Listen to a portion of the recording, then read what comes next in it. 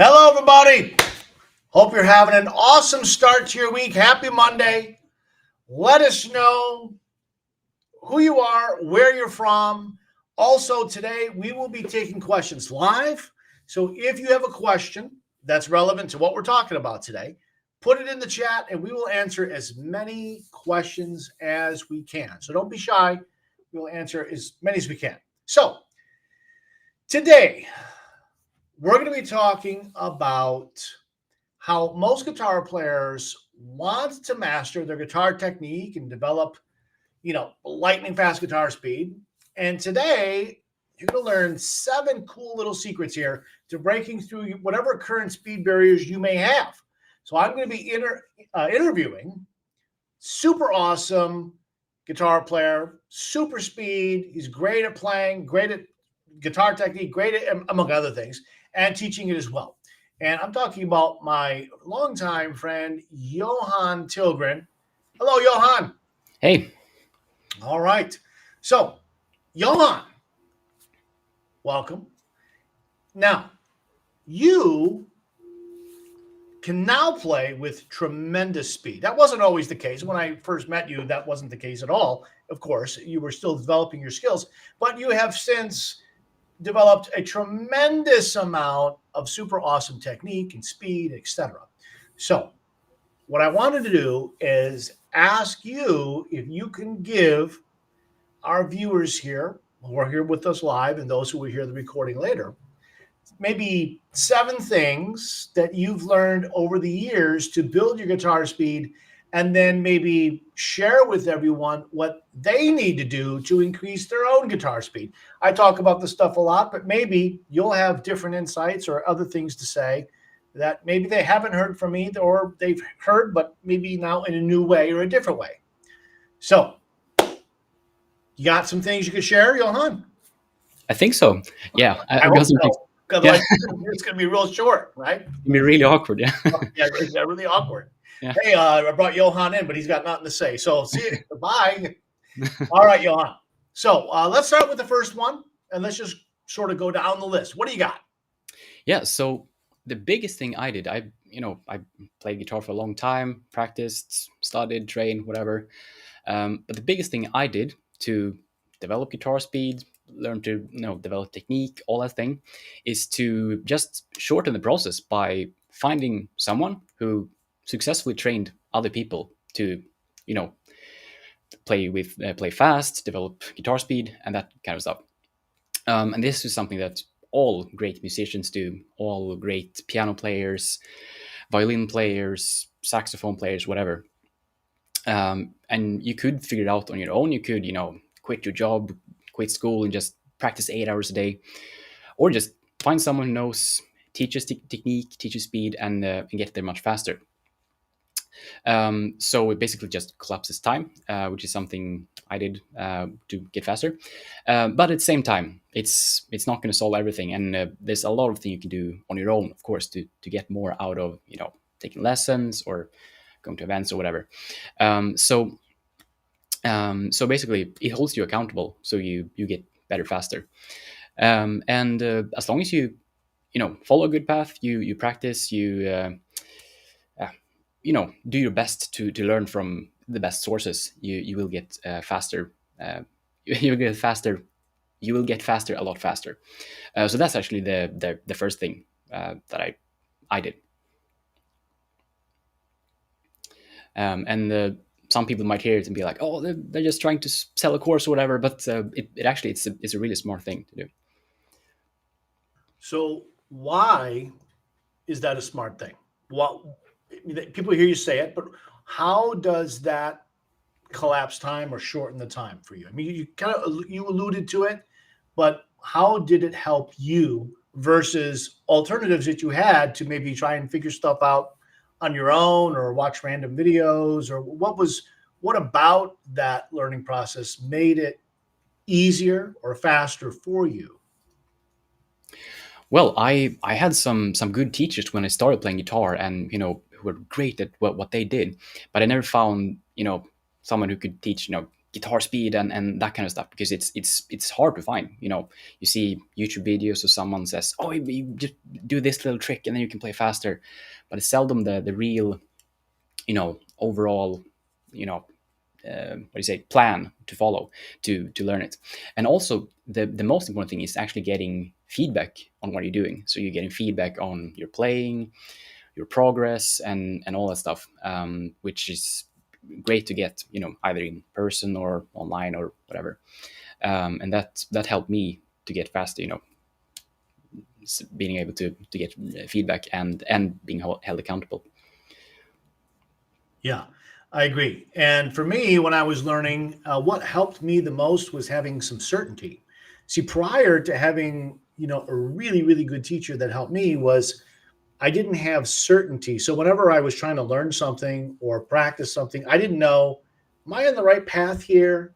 Is this really going to lead to where I want to go? Am I doing it the right way? Am I practicing it the right way? Am I practicing this in the right order? Am I doing this effectively, efficiently? I didn't know. And instead of listening to friends that I had who also really didn't know, even if they were better than I was at that time, they really weren't experts on the teaching of guitar or training of guitar players or whatever.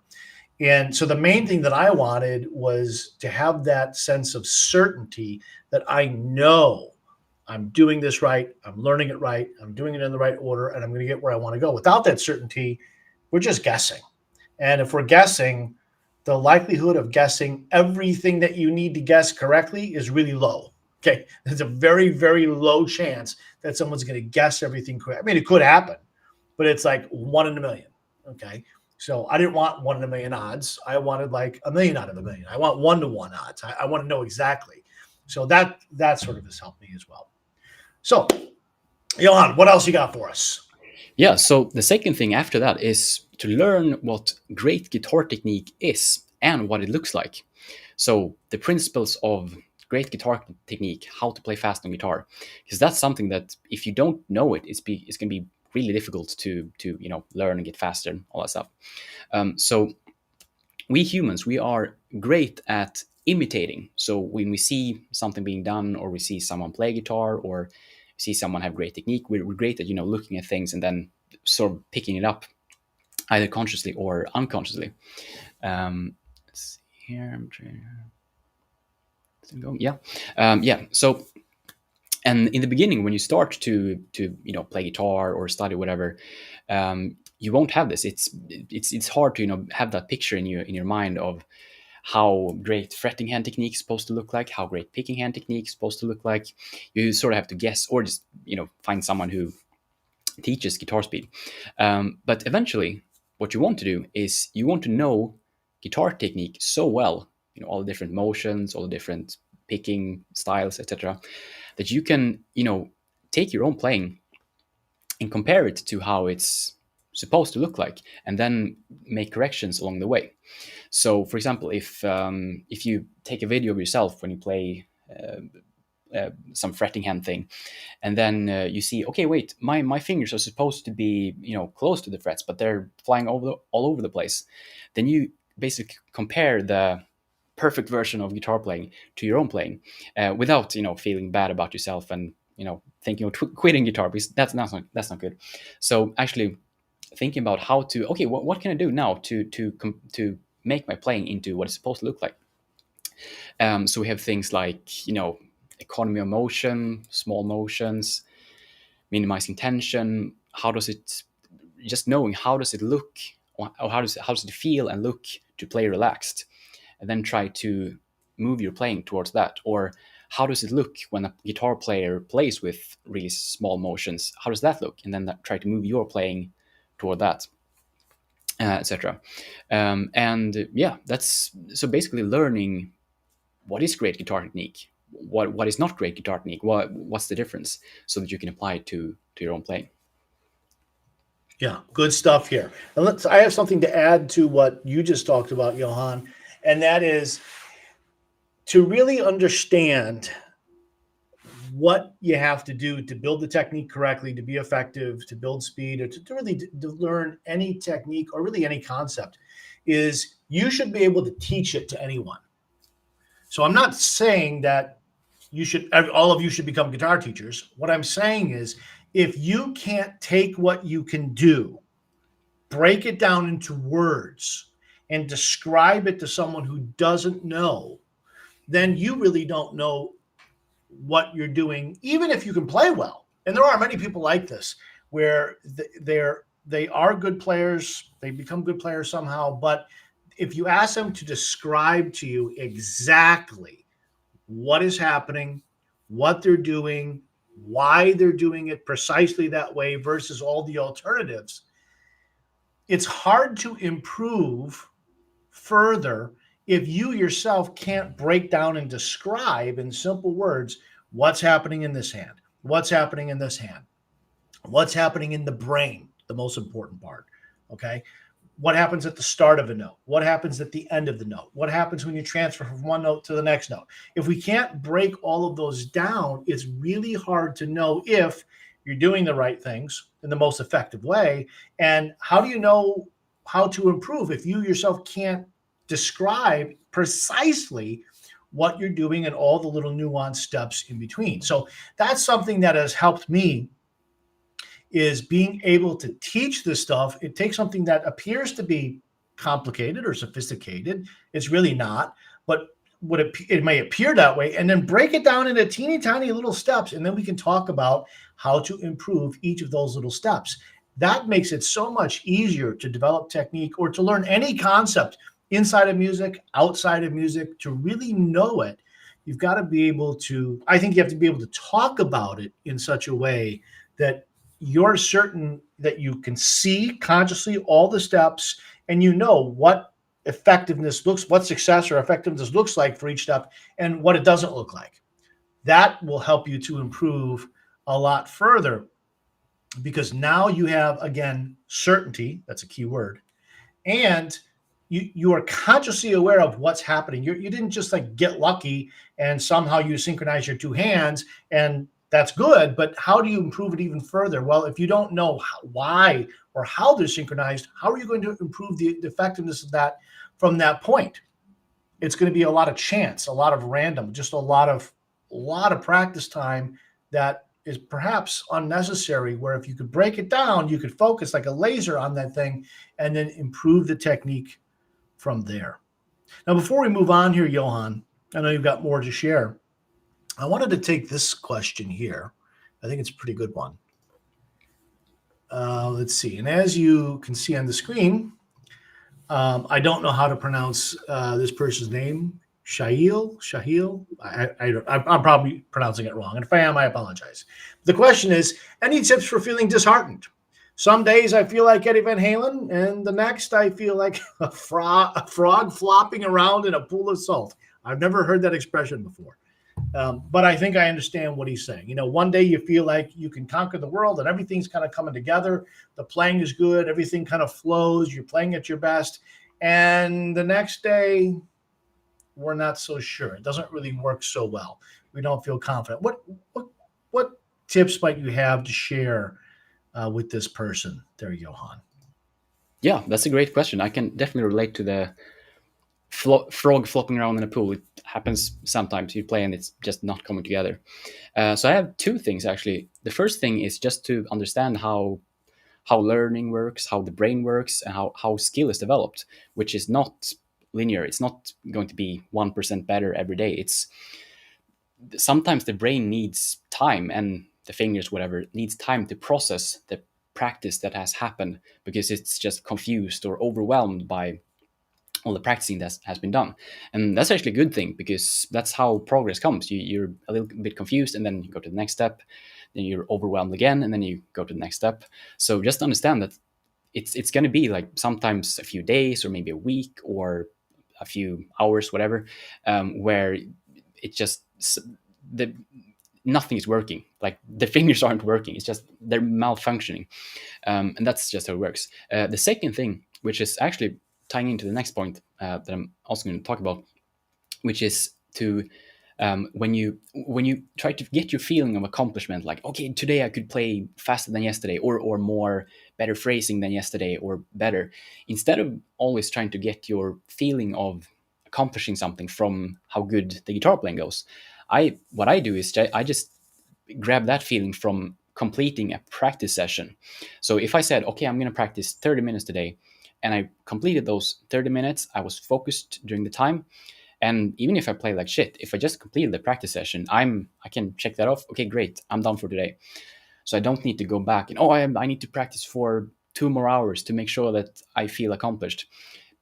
Get it from just completing the practice session, and then remembering how that sometimes the fingers and the brain aren't working. Yeah. And sorry about that. I was off screen for a moment there. I agree with that. And I think that a couple of things here that may help is, again, the word certainty. If you are certain that the path that you're on as a player is the right path, even if on some days you play a little bit better than on other days, you have certainty that, I really am on the right path. And what we want to avoid is thinking maybe I'm not on the right path. Maybe I'm on the wrong path.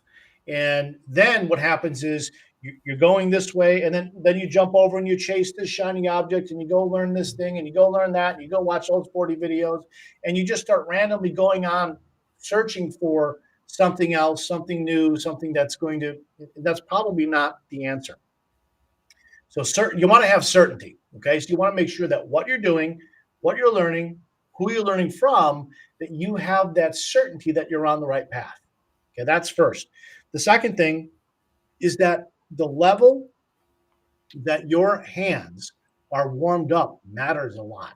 Okay. If you're really warmed up one day and the next day you pick up your guitar, or it's been maybe you skipped a day, now it's 2 days later, and you're not as warmed up, everything's going to feel a little harder, a little bit more awkward, that sort of thing. And there are things that can throw off your two-hand synchronization very easily. Okay. So one thing that most people don't think about is how hard and dry the calluses on your fretting hand fingertips are. Okay. So if your fingertips get wet, you wash your hands, for example, or I don't know, you took a shower or anything like that, all the calluses get a little softer. Now, the consistency of the hardness and dryness of the calluses is going to determine the consistency of your two-hand synchronization. Okay? Because when you put your finger down on a string and you push down, your brain has memorized the exact precise amount of motion and force needed to push that string down. Okay? Now, if your fingertip is softer, maybe you just washed your hands or something like that. So now it got wet, it's softer. Because it's softer, now your finger has to push that string down a little more because the string is resisting the fleshy part of your fingertip. And that slight, teeny tiny difference of how much further you have to push down the fret notes, guess what that does? That completely throws off all of the synchronization. That doesn't mean you won't be able to play guitar, but it does mean you will not be able to play your guitar at your very best because what your hands now have to do doesn't match what your brain was trained to do, what you've been training it to do. Okay, you memorize the feeling, and two-hand synchronization is mostly about the memorization and the recall of what does it feel like when the two hands are in sync. If that feeling is different at all, in any way, it's going to throw off how it feels. It's going to throw off the synchronization. So one of the most common ways that the synchronization does get off is the fingertips either get softer because you haven't been playing, okay, or they get softer because they got wet. All right. So you want to make sure that the fingertips stay pretty consistently hard. That means playing every day. You don't have to play hours and hours every day, but try, if you can, not to skip days. And what happens is, let's say you go on vacation and you're off somewhere for a week or 2 weeks and you don't have your guitar, and you come back and you play your guitar and everything kind of feels off. And people just kind of assume, well, it feels off because I haven't been firing those muscles and maybe I got a little bit of atrophy. You don't have atrophy, okay? It's not like you put your hand in a cast and you didn't move your fingers around. There's no atrophy here, okay? Your brain didn't forget. If it's been only a week or two, your brain didn't forget what it feels like to be in sync. So it's not a problem in your brain. It's not a problem in your muscles, in your hands, your forearm, your fingers. That's not a problem. The problem is that the calluses now have a different level of firmness or of hardness or softness. All the synchronization is off. That is the primary reason why when you take a break and then you come back and it feels like all my playing is out the window, that's why most of the time. It's not the only possible reason, but it is the one that is absolutely guaranteed to be a contributing factor 100% of the time in those scenarios. Come out of a swimming pool, come out of a hot tub, come out of a shower, go to the washroom and wash your hands, come out, then play a guitar, and then it's off again. Okay. So you, I can't, it seems like a tiny little thing. Like, well, does it really matter that much? Well, I don't know. Go play your guitar, get warmed up, play as best you can, go in the washroom, wash your hands really good. Okay. Get all the oils stripped out of there. And then, sitting there wet, dry your hands off, come back and play your guitar. And you'll feel right away, it don't feel the same anymore. And it's not because you took a 5-minute break to go into the bathroom and wash your hands. It wasn't the 5-minute break. It's because the calluses have literally changed on your fingertips. So just this morning, I was talking to a group of students of mine. I have open office hours every Monday for students to ask me any questions they want. It's all free for the students. And this type of question came up. Someone asked me, when you were touring, when I was touring, what did I do to warm up? And one of the things that I said was, well, first use heat. Okay. So I would have a portable space heater that was with me to keep, so when my arms are warm. So I warm up my hands first, and I would make sure I did not wash my hands 30 minutes before I had to go on stage, because I want to make sure that these are dry. They didn't get softer or anything like that. And that helped a lot. All right, that's enough ranting about fingertips and calluses. But it is kind of a big deal. And if you notice that change in synchronization or how you feel, that's one of the contributing factors that might make you feel different from day to day. All right. Now, Johan, you said you had something else you wanted to talk about? Another thing here? Yeah, or it's actually the next point. So Perfect. The next thing that I think is very, very important to, develop speed or become a great guitar player is just to learn to love the process of practicing guitar. And actually, what I did is just get addicted to practicing guitar, because if you want to develop, serious guitar speed or great guitar playing, you're going to be practicing a whole lot. So better learn to, enjoy it and have fun while you're doing it. So for me, this ties back into the point about, just completing a practice session and don't worry about how well, if you can practice, you play 10% faster, but just completing practice sessions. So I had this practice books where I just wrote out my practice schedule and for that day. Okay, so today I'm going to practice for 30 minutes or an hour, whatever, and then just focus on completing that practice session. And that's fun, because when you're done, whether it's 20 minutes or 3 hours or whatever, you feel great because, okay, I actually took a step today to make my guitar playing better. And then you get a little bit better every time. You think, okay, maybe what will I learn tomorrow? Like if I continue to do this over time, just do some type of practice session every day, it just never ends. It's a lot of fun. And the goal is not like, okay, today I'm going to become great at guitar. The goal is just to complete the practice session. And that also makes it more fun because it puts less pressure on yourself to feel that I need to get better today. It's more that let's say you practice 20 minutes a day, not everybody has 2 hours or 3 hours or whatever. Let's say you just do 20 minutes a day. Then if you do that one day or 2 days in a row, you can almost barely notice any difference. But if you do that, 30 days in a row or 100 days in a row, your technique will be a lot better. You will be a new guitar player. It will be, as long as you are focused during those 20 minutes, it will do a lot.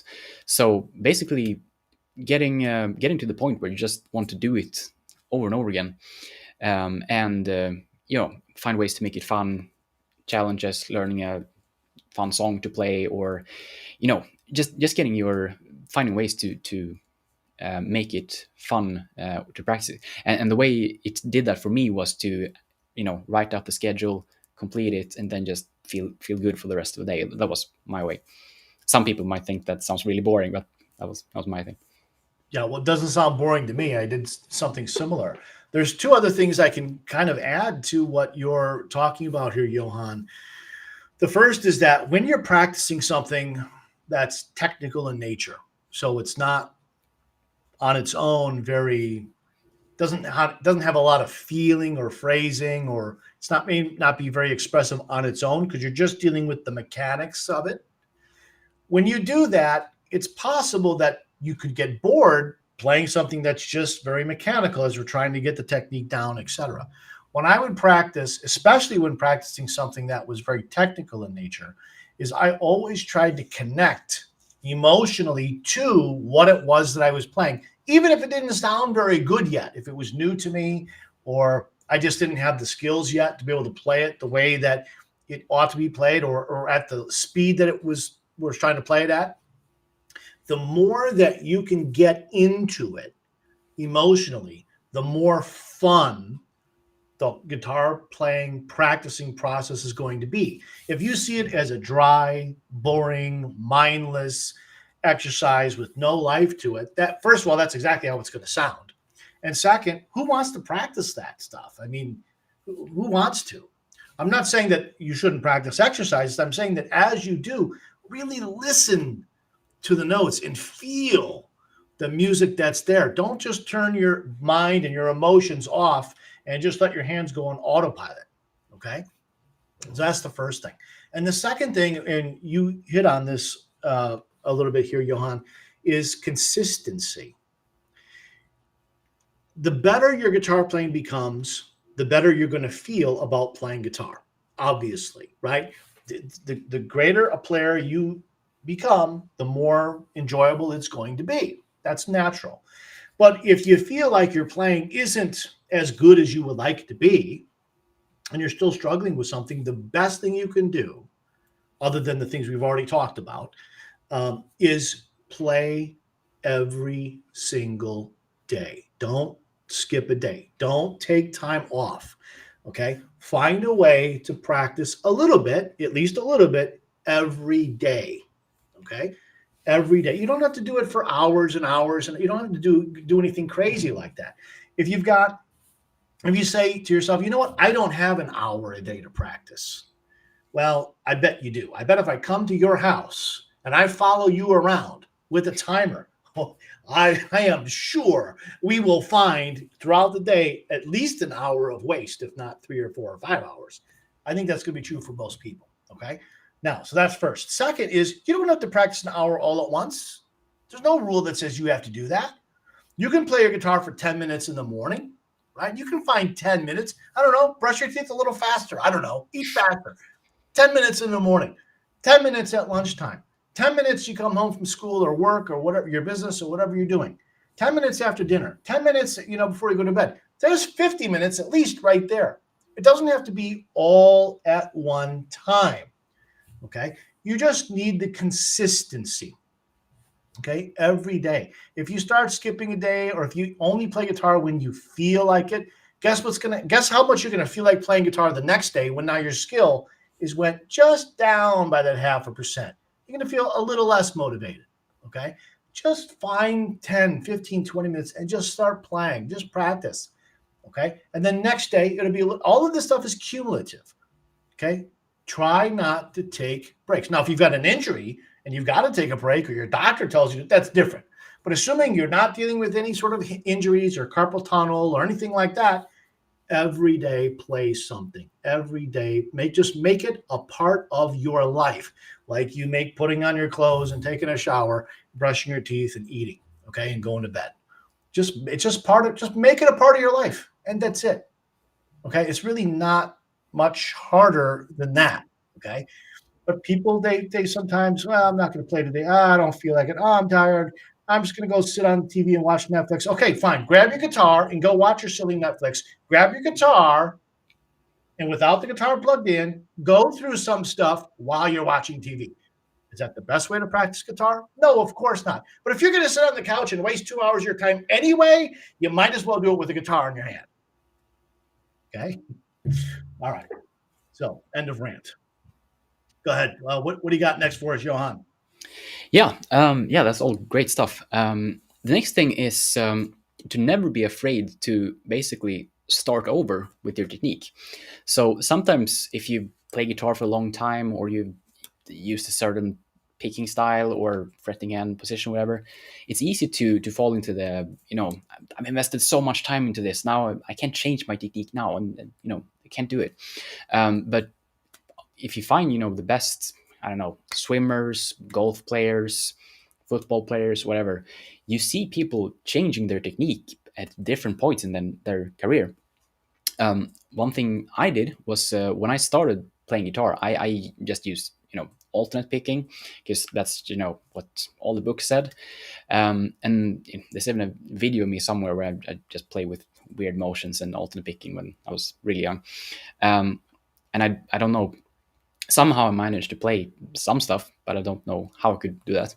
Then I switched to, another style where you call directional picking, which is for, if you don't know what that is, for people watching, it's, where you, instead of just down, up, down, up, down, up, you basically follow along. So if you go down toward the floor when you change strings, you'd always do it with a downstroke. And this, I don't know, just in a 30-second description, it might sound like, okay, how does that change things? But it actually makes it so that every time you change strings, you do it with the shortest distance.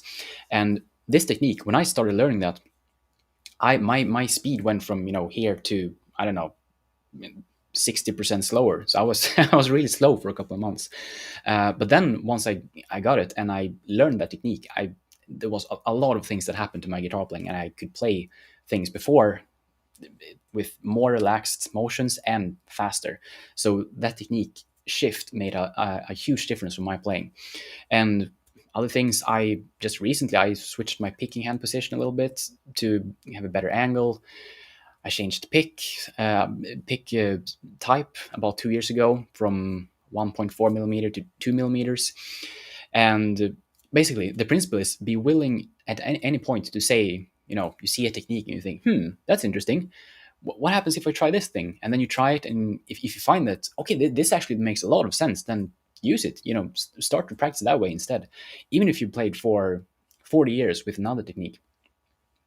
And if you try it and you're like, oh, this doesn't make sense, I can play better with the first one. Okay, sure, then maybe you can keep the previous technique, but always be willing to start over, or at least go a few steps backwards, so that you can then go like 20 steps forward.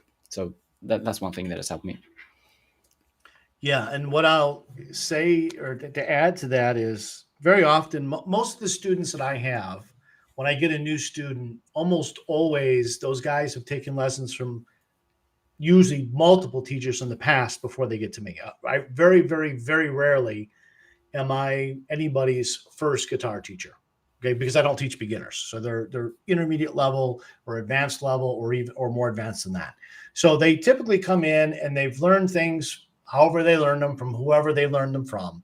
And when we make changes like what you described, from alternate picking to directional picking, usually what happens is this. Okay, someone's current skill level might be here. Whoop, there we go. Might be here. And I'll tell them about some other technique. For example, directional picking. And I'm telling them that your playing will get up here. Over time, you'll get from here to here.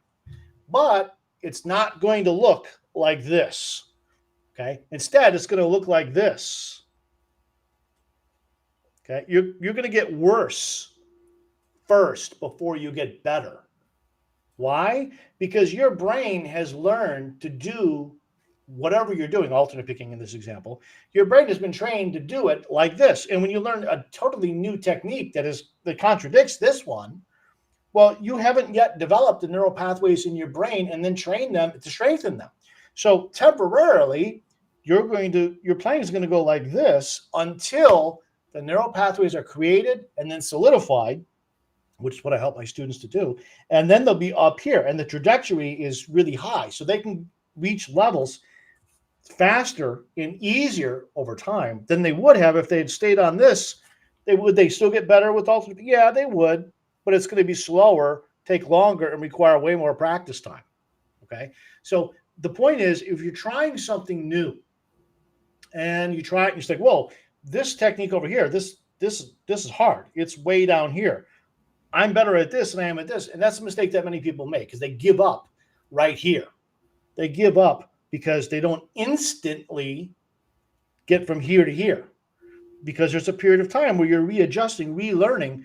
But in the long run, or not even that long from now, this is going to yield a much better result. And we can prove it very easily than if staying on the track that you're currently on. Okay. And that's true not only with guitar technique, but with all kinds of other things. And before we move on here, I wanted to address a couple of questions that are in the chat. Here's one of them. I am one of your oldest subscriber. I think this person means subscriber to the YouTube channel. Okay, not with the name wannabe YouTube. I have no idea who this is. But anyway, says, love watching your videos. Cool, very glad to have you. Thank you very much. Your stuff inspires me when I watch. But when I practice, it's like I come back to playing the same old riffs or licks every day. This is so common. It's common for people to, when they learn something or see something, they like it, but then when it's time to go play guitar, practice guitar, or especially when improvising, they go back to the same things that they always did. Okay, so first of all, let me just say you're not alone. This is very common what you're describing. A lot of people do this, but it's simply a choice, right? If you learn something new, you choose if you're going to practice it and work on it and develop it and train with it or not. You choose if you're going to push yourself to use it, to apply it, to integrate it with your other existing skills or not. It's a simple choice. So if you find yourself reverting back to what's comfortable or what's familiar, it just means you're normal. You're a normal human being like everybody else, but you're making a choice not to pursue, develop, apply, and integrate whatever the new things are that you're learning. So my suggestion for you is to simply make the decision, you know what, I like this new idea. I like this music theory concept. I like this way of writing songs or improvising or playing guitar or building technique or whatever. I like these sorts of chords, whatever it is. And now I'm going to commit myself to developing those skills, using those skills, applying and integrating them so they become something that I can do naturally and comfortably whenever I want to do them. See, all your favorite guitar players, every single, if they're good, and I assume your favorite guitar players are good players, that's exactly what they did. That's exactly what they did. Because if they didn't do that, they'd be playing the same four chords and the same three minor pentatonic licks for their entire careers, and they probably wouldn't be today your favorite guitar players. So that's what pros do. That's what good players do. So I would encourage you to do exactly the same thing. And it literally is just simply a choice. That's all it is. It's not really nothing more than that. Anything to add, Johan, to that? No, I agree. So pushing yourself to learn new things, try different ways of playing, and just don't play the thing you already played 50 times. Yeah, cool. All right, there's one other question we'll take real quick. Maybe you can talk about this one, since I just talked about the last one. When I look at some players like Yngwie Malmsteen, it seems that their fingers barely move when they play at incredible speed. But when I play slower stuff, my fingers are all over the place. Then he asks, how? Maybe he is asking, how do you not move your fingers so much? You want to take that one, Johan?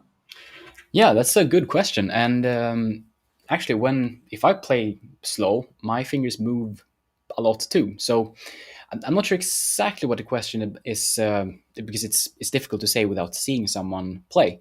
But what I would say is if you see Yngwie Malmsteen playing slow, his fingers are not moving short distance. He's doing vibrato or bends, and he's he's putting more emotion into slow playing. But when he's moving fast, the fingers kind of have to be slow, but the fingers have to move with small motions, because then you otherwise you can't play fast. So it's the question that might be the thing, or maybe it might be that, he's talking about, practicing something slow. And if that's the case, then yeah, I would just try to make your slow. Let's say you're practicing to learn a fast guitar lick. Basically what you want to aim at is to make the slow playing look similar to the fast playing.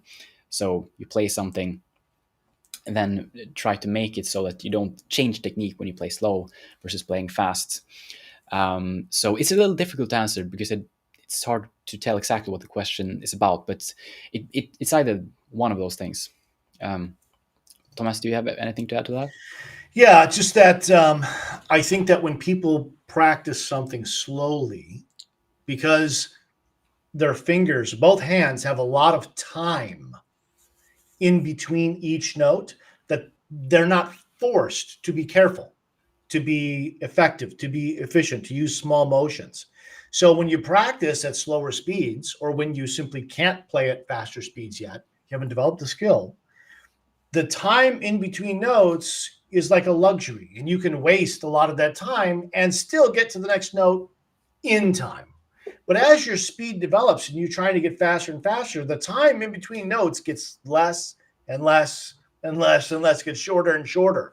So now any inefficiencies or any waste in the movements or the motions get are very much noticed, and they put a ceiling over your potential to push on to higher levels of speed or of complexity or whatever. So my suggestion is, when you're practicing at slow speeds, try to mimic what you want your hands to do precisely when you are playing at faster speeds in the future. Okay. Be mindful of the fact that even though we've got all of this time when we play slower, what do we want each hand to be doing? How do we want it to move when we do play faster, or when we're later able to play faster? If you think about that while you play slow, it'll make the fast playing come easier. Easier. There's another question here. Let's tackle real quick. It relates to something I think we talked about earlier. It says, my tips of my fingers haven't fully calloused yet because I play so much every day. That seems to be a contradiction. If you're playing a lot, why would that have not have developed? I'm not sure. Maybe there's a word missing there. He says that my hands always have dents in them from playing.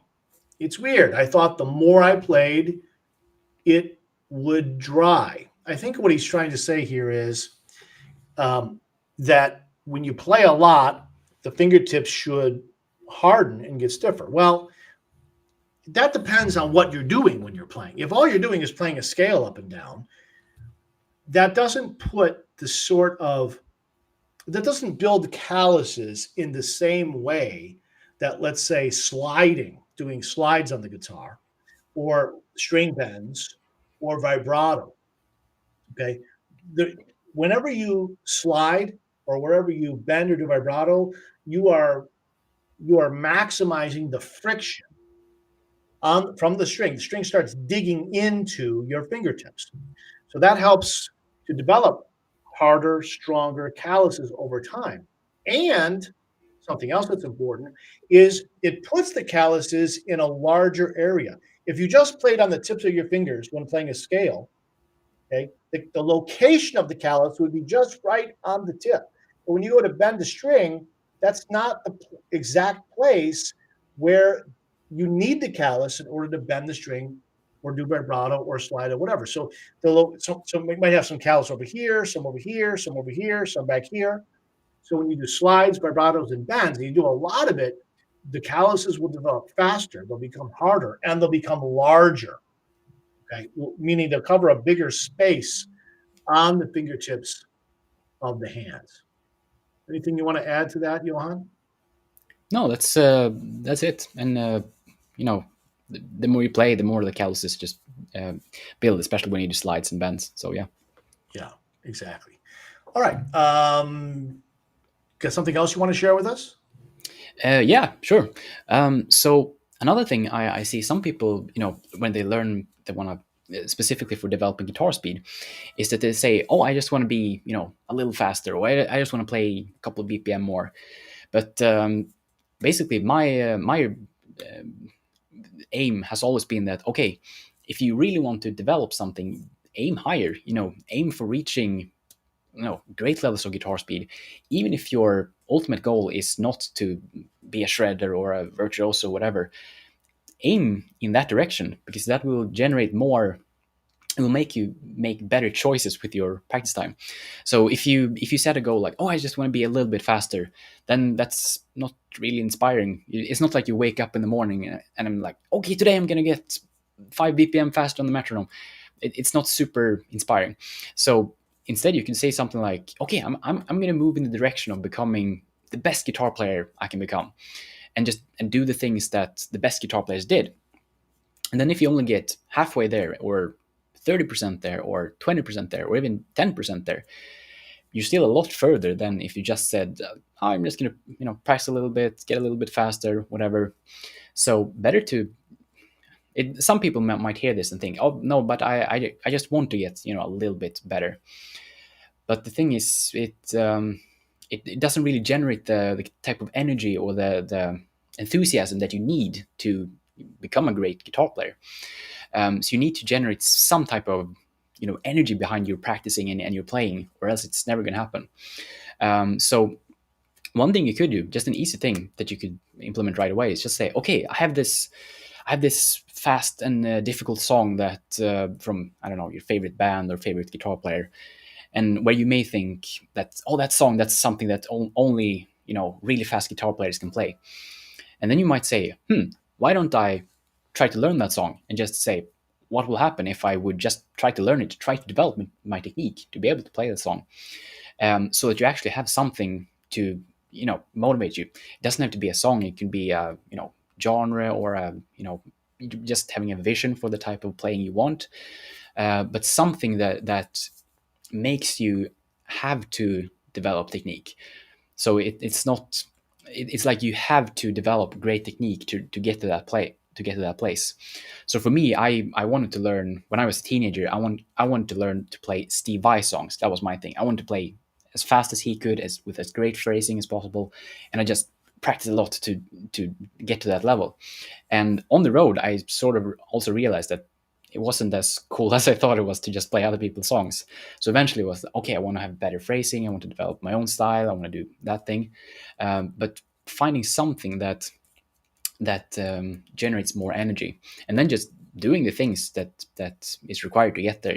Find the best teachers, practice regularly, get feedback on your technique, ask good questions, and try basically, to summarize it, try to do what the best guitar players did, and you will get there. Even if you only get 50% of the way there, it's better than setting a really boring goal. Yeah, setting goals is definitely important. If you don't have goals, if you're just kind of, well, I kind of want to play like this, or kind of, if you're not, the goals aren't defined, they're not very inspiring, and they're harder to reach a goal, harder to reach a target when you can't see exactly where the target is, how far away it is, exactly where you're going, and not only that, but it's harder to get help, right? If you're taking lessons from someone and you can't define where you want to go, how is that teacher going to really help you to get there? It's going to be a lot harder. Doesn't mean that a good teacher couldn't help you get better, but the rate at which you get from where you are to where you want to be is going to depend in part on how specific you can get for what your goals are, and why those goals. Why do you want to do this instead of that, instead of this? What are the reasons behind those? Because the reasons that you want to get somewhere are the fuel that you're going to need when you don't feel like doing something, when you don't feel like following something, when you don't feel like picking up your guitar.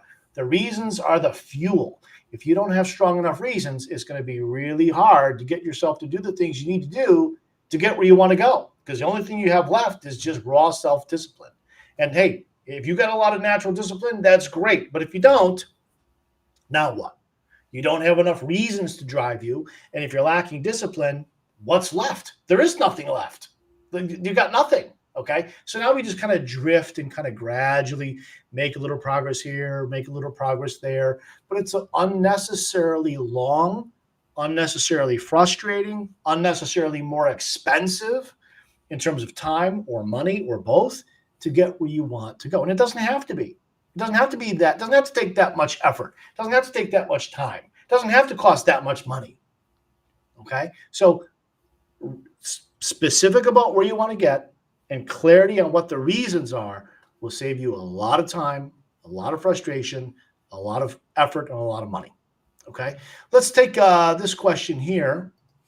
I'm going to skip around a little bit. This question is, when it comes to daily routines, should I change the licks I'm practicing from time to time, or should I stick to the set of exercises until I perfect them, get them clean and up to speed? I definitely have an answer for this, but if you want to take a crack at it first, Johan, feel free. Well, it depends on what you're developing. If it's, sweep picking, for example, then better to have, 3 or 4 licks to rotate between, so you're not stuck with one. I'm often of the philosophy that it doesn't really matter which lick you play. It matters how you play it and how you focus on it. So really what you're practicing, the best thing is, what goes on in your mind, how you focus on it, solve problems. So I don't have, okay, these 10 exercises are the best ones that you're going to do. And then if you just practice these exercises, you're going to become a fast guitar player. It's much more about thinking behind it. So yeah, that's basically my view on it.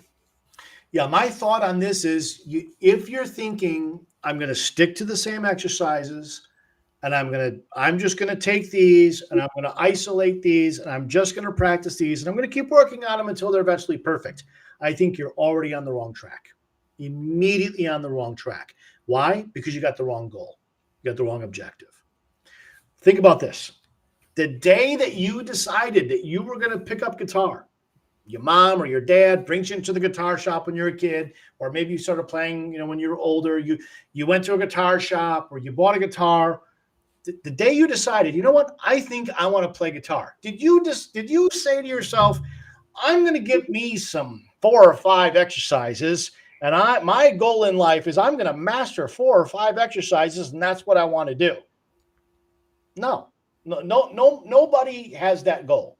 Okay. Nobody has that goal. Listen, why do you want to play guitar? Specifically, if you say, well, because it's cool, it's not good enough. That's not strong enough to get you where you want to go. Why do you want to play guitar? Why did you start playing guitar? Why do you continue playing guitar? What do you really want from this? What is the emotional payoff you're hoping to get by going through all this effort, spending all this money on lessons, spending all the time practicing, buying all the gear that you have? Why are you going through all of this? Is it really to master exercises? No. You want to master the skill sets, which are not exercises, the skills that are required for you to become the player you want to be. Okay? So let's think this through now. The goal should be you define the kind of player you want to be. I want to be a player that can do these things, has these skills, can make music that sounds and feels like this, whatever that is. That's the starting point. If that's not the starting point, I think you're wasting a lot of time. I think you're putting in a lot of effort for not very good reason. This is my personal opinion. If you have a different opinion, no problem. Great. You can take a different opinion and that's okay. But for me, for my opinion, the starting point is, why do I really want to do what I do on guitar? Why am I trying to acquire the skills that I want to acquire? What is the big payoff here? Once we've defined that specifically, now we look at, okay, what sorts of knowledge, what things do I have to learn? What musical skills do I have to have? Music theory, ear training, rhythm, musicianship, phrasing, guitar technique, speed, knowledge of chords, all improvising, creativity, all of those sorts of things. What are the skills that I need to do what I want to do, to feel how I want to feel when I play or write or improvise? Start with that, then define what are the skills. Now, you may not know what all the skills are, and that's okay. That's what a great guitar teacher will help you to do. The average guitar teacher in the world will not be able to help you do that because they simply don't think this way and they don't know what I just told you. Trust me, they don't. Okay. But a really great teacher does understand these things. Okay. And they'll help you to define, or they'll define them for you, what the skill sets are for you to do what you want to ultimately become as a player. Now, once that level's in place, now we get to the specific details, the tactical level of how do you learn and refine this skill? How to learn and refine that skill? How to learn and refine that piece of knowledge? Okay, that piece of musicianship. That's where the exercises or the lessons or whatever come from. They come from that level, the bottom level, the tactical level. Big goal here, strategy here in the middle. All the tactics, or is put in the question, the exercises are on the bottom. They're the least important layer. Okay. Now, once we understand that, we immediately understand that mastering any of the exercises is not important because our goal is not to master an exercise. Our goal is to master the skill sets on this level that serve this goal up here. Okay. The tactical level, the exercises are going to probably rotate. So you may spend a day or two on these sets of exercises. Then the next day, you might spend 3 or 4 times on 3 or 4 practice items or exercises or whatever, an etude, whatever it is, to accomplish another skill set. So we'll always be rotating what it is that we're doing down here on this level because we're not setting our goal to master exercises. We're developing skills that help give you this level, which is what's going to give you this level. So as a teacher, that's how I teach. That's how I see everything that I do is teaching.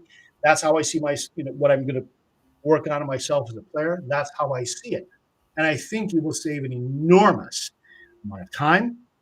If you're paying someone for lessons, you'll save an enormous amount of money and you'll save yourself an enormous amount of effort because now you're working efficiently. Practicing something, an exercise, until it's perfectly mastered and then going into the next one, this is a very inefficient way to learn in any art form. So here endeth my rant.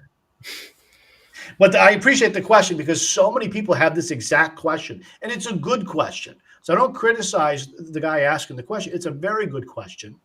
But I think that the question itself is asking a tactical, it's a tactical question looking for a tactical answer. And I think we should start here, then here last. All right. Very good. All right. With that said, carry on, Johan. Yeah, cool. So this is my second to last point, and it's actually very, very similar because it's about fuel. So when you practice for a long period of time, whether it's months or years or decades, okay, it's not going to take decades to build guitar speed, but let's say years, you need something to keep you going. And, the reasons why you started to play, something sparked you to start learning guitar. It wasn't like you just randomly saw a guitar and picked it up. You saw someone play it and or you heard someone play whatever you heard on the radio, or I guess people don't listen to radio anymore, but you saw a video, whatever, or something inspired you to start taking guitar more seriously. So what I do is I go back to that, listen to that music that inspired you, listen to that guitar player, watch that video, and just do that over and over again and surround yourself with that. And the tactical way to implement that on a daily basis is I use something called a pre-practice ritual. So before I start practicing for 5 minutes, when I'm warming up, tuning my guitar, getting the heat going in the hands, I listen to guitar music. So people playing great guitar playing, and I just listen to it in headphones to get inspired into that and hearing people doing things that I cannot yet do. And it's just 5 minutes, but those small little deposits into the inspiration bank account and doing that daily will will add up over time. So you might listen to something, watch something, read something, whatever. It does make a difference. Then you also have bigger things like going to a concert or going to an event, and but doing something to keep that fire alive, because it's not just going to be that way naturally. It's hard to be in isolation and have no outside influences and still keep that high amount of inspiration going.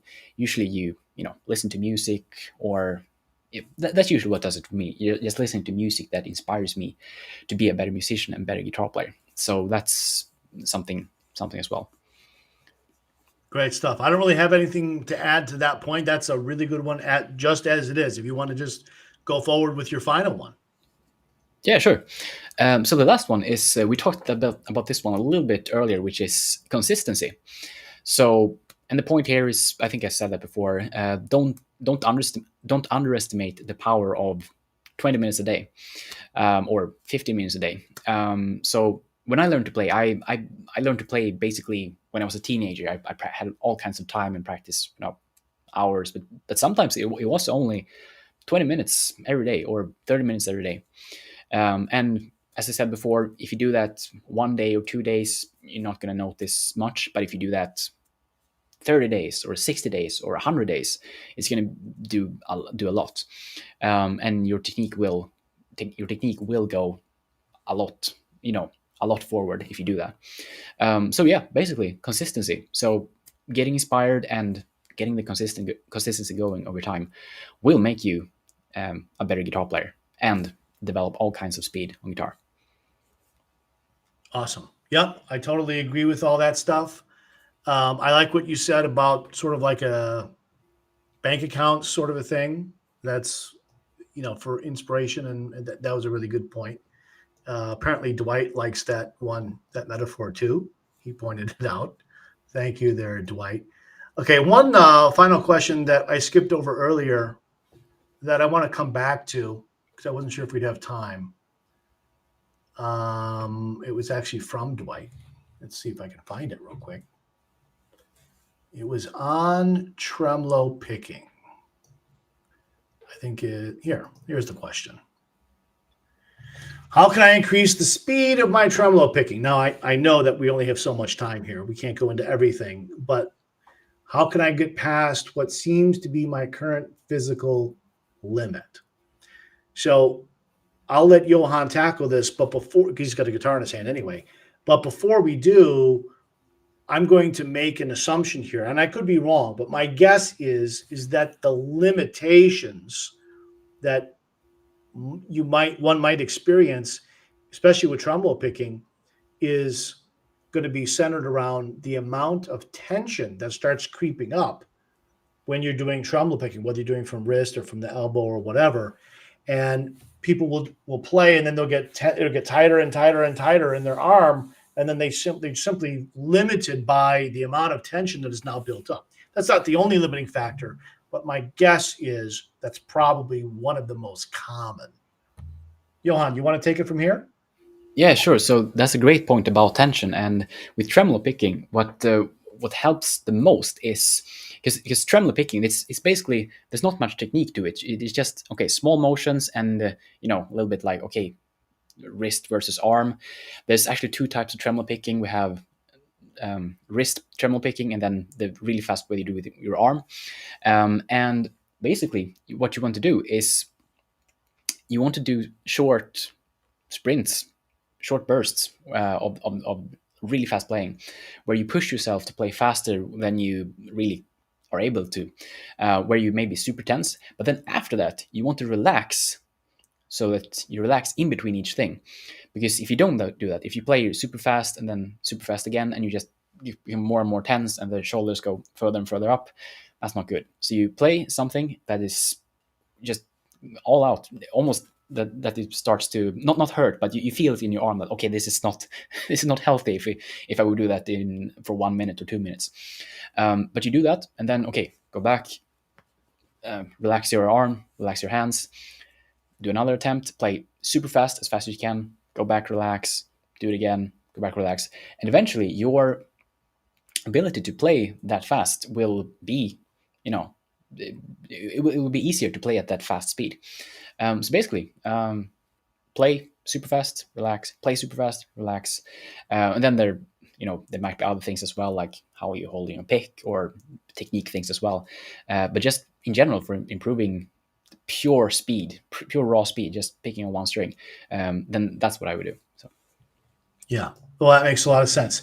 And again, the idea of the speed bursts is that the amount of tension hasn't had time to build up and build up and build up because the speed is happening in a very short little period of time. Now, there are some musical situations or styles where you might have to do fast tremolo picking for a long time. I mean, certain types of metal, for example, have that even in the rhythms. So where endurance is an important part of it. But before we worry about endurance, let's just worry about getting the speed up. And we deal with endurance separately. There are ways to practice for building endurance, which are different from simply building up the raw speed and the efficiency and the economy of motion and all those things. So string or speed bursts are a very good way to start getting the raw speed. Now, we're just talking generally here without looking at a student in front of us to see what else might be going on. How much tension is there? Where is that source of that tension? How economical are the movements in the hand or of the pick? What else may or may not be going on there? So we can't answer all those specific questions without seeing a particular person in front of us and then comment on them. So there's going to be more to it than simply, just practice speed bursts. But this is a good place to start and try to relax that tension every time that you rest. Because what we're trying to do is be able to build up the speed while staying as relaxed as we can as we do the next speed burst, the next one. Try and do it at the same speed or a little faster with a little less tension. We're trying to bring that tension down because that will be one of the keys later on, which will help you with not only building more speed, but developing endurance as well. All right, very good. Now, I have something. I'm going to put you off screen for a moment here, Johan. I have something for you guys to download for free. It's called Double Your Guitar Speed while practicing, while cutting your practice time in half. This is totally free. You can download it at the link you see on the screen right now. There's no strings attached. Just go to that link. Okay, you just put on your first name, email address, and you can download this right now. I mean, many thousands of people have done this, have downloaded this, and I've gotten tremendous positive feedback from those who have went through this, and it's helped them to increase their guitar speed, right from where they are. Now, is this the only way to increase your speed? No, there are others, but this is something that will definitely help, definitely get you started, and it's totally free. So check that out, tomhess.net/speed. Okay, so I want to thank you, Johan, for hanging out here today and for all the cool insights that you've shared with everybody. And we have some really great questions from our audience today. And thank you for those who participated live. And if you're watching us on the recording, I hope that in the future you'll be able to join us live as well, so you can get your questions answered when we do these live streams.